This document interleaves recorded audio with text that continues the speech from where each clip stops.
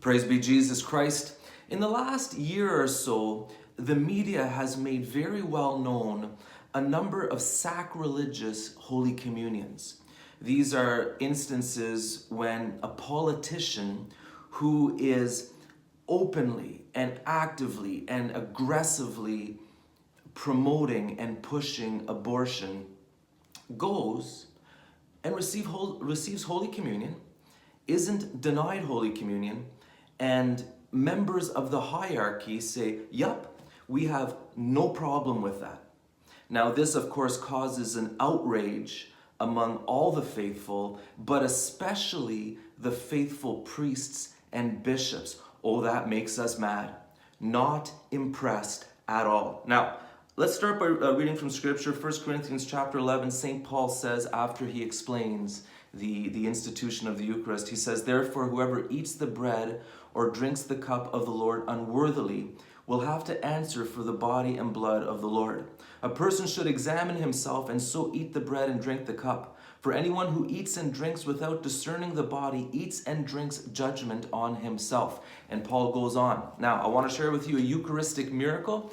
The recent Eucharistic miracles are the most impressive because the scientific, the medical documentation and verification is rock solid. You can look at the medical reports of the doctors, and you can speak to the doctors. They're still alive. They can still testify to these recent Eucharistic miracles. But there's also Eucharistic miracles that happened a long time ago that have been approved by the church. And one example is the Eucharistic miracle of Middleburg in Belgium. That happened in 1374. There was a noblewoman who hired a new member for her staff, her household staff, and this young man hadn't been to confession in years.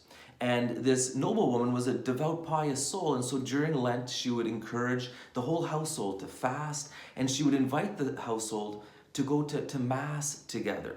And this newly hired member of the staff didn't want to, look bad, so he went to Mass. And not only did he go to Mass, he went forward to receive Holy Communion, even though he'd been living a dissolute life and was in a state of mortal sin.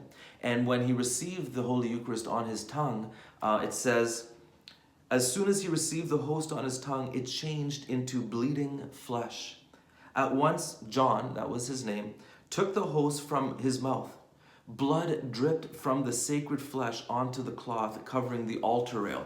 So the sacred host took on the visible appearance of flesh. It was beginning to ooze blood, and the priest noticed this, and he very emotionally and reverently took the consecrated bleeding host and placed it in the tabernacle. And it says, and this is beautiful, from that day on, John led an exemplary life and demonstrated great devotion to the most blessed sacrament to the end of his life. And this is the greatest miracle, when a heart is converted.